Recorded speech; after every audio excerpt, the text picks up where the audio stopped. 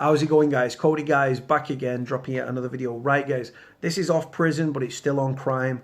And it's Myra Hindley and Ian Brady, both serial killers known as the Moors murderers. Now, you may or may not know, I used to correspond with Ian Brady. Now, didn't support him or anything like that. What it was, guys, I was raised watching serial killer documentaries, gang documentaries, gangsters, right? I became involved with all of the above. And I wrote to Brady because, I don't know, I was sexually abused by someone that lived local to my mum and my stepdad. Maybe that's something to do with it. I don't like people that hurt kids. I never have. I never will. As you saw me doing the security at the funerals of Demi, Brandon, Lacey and little Leigh Pearson. I don't like people that hurt kids. It fucking angers me a great deal.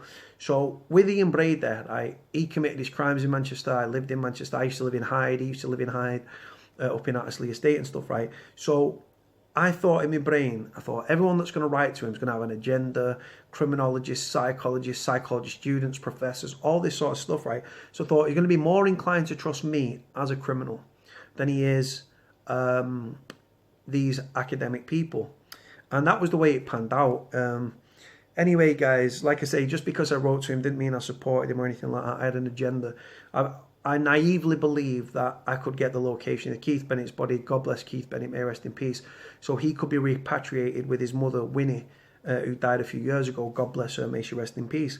And I had the right intentions, guys, and stuff like that. But like I say, people like troll me because I wrote to him. But like I say, don't mix up an interest and an agenda with supporting somebody. Absolutely not. Anyway, guys, the story reads, Brady and Hindley's bitter war of words revealed. Private papers Myra Hindley kept to her death have revealed the extraordinary hatred that grew between her and former lover Ian Brady. The Moors murderers stopped communicating directly a few years after they were jailed, but kept up a bitter war of words through others, the documents show. In a synopsis of her unpublished memoirs, Hindley wrote that she was indoctrinated by Brady, telling her how they could commit the perfect murder. She wrote, it began as a joke but slowly grew more serious. Ian would tell me how he was special. He was moved to do this because he was meant to do it. He was a fanatical Nazi, but despite that I loved him. Well, more of an infatuation than love. I was completely besotted with him, which is why I put up with him and why his beliefs eventually rubbed off on me and caused me to accept and do things no one should ever do. Brady gets back in letters to his solicitor copied to Home Secretary Jack Straw, designed that it was to scupper Hindley's latest attempt to get parole. They're both dead now, guys, anyway, for those that aren't aware. Then there's a picture of the letters, guys. I'll save the pictures. I'll put them at the start of the video so you can have a nosy at them should you choose to. He wrote, Myra Hindley and I once loved each other. We were a unified force, not two conflicting entities. The relationship was not based on the delusional concept of a folie d'or, but on a conscious, subconscious, emotional and psychological affinity.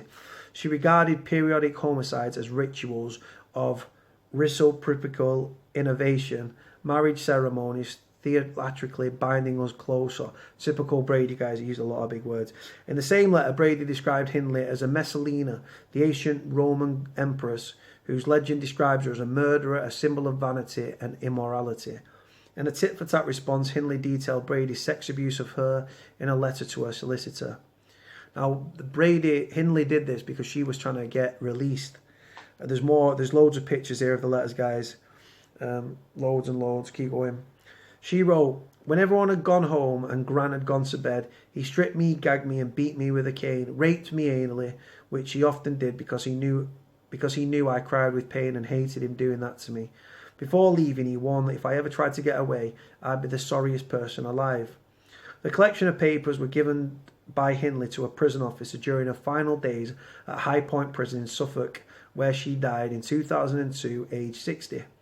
Brady died last year after many years in a secure hospital, Ashworth, aged 79. The papers have been bought by Andy Jones, owner and curator of the Crime Through Time Museum in Little Dean, Gloucestershire, where they are now on display. Tom Clark, professor of sociology at Sheffield University, said, the papers were an important discovery and a valuable new part of the Myra Hindley archive. He said, the documents show the relationship had completely disintegrated. Hate is a strong word, but it's probably appropriate. They developed immense dislike for each other. Hindley is very quick to complain, to write letters, to cut off relationships if they are not going in the way that suits her. The documents add weight to the description of someone who is absolutely not a wallflower. And then again, there's pictures and pictures and pictures. Hindley and Brady were jailed for life in 1966 for the murders of John Kilbride, God bless him, may rest in peace, age 12. Leslie Ann Downey, age 10, God bless her, may she rest in peace.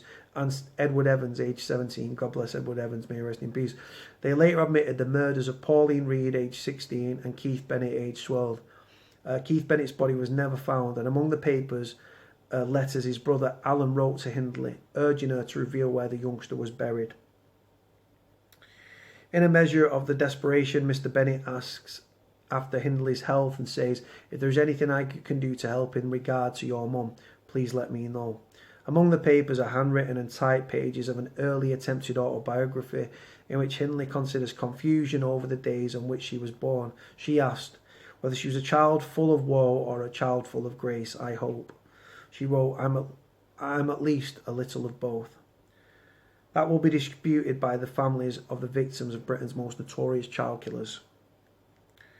The story's there, guys. That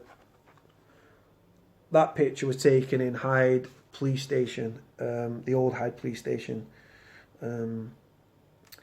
Like I say, guys, not much to really comment on that.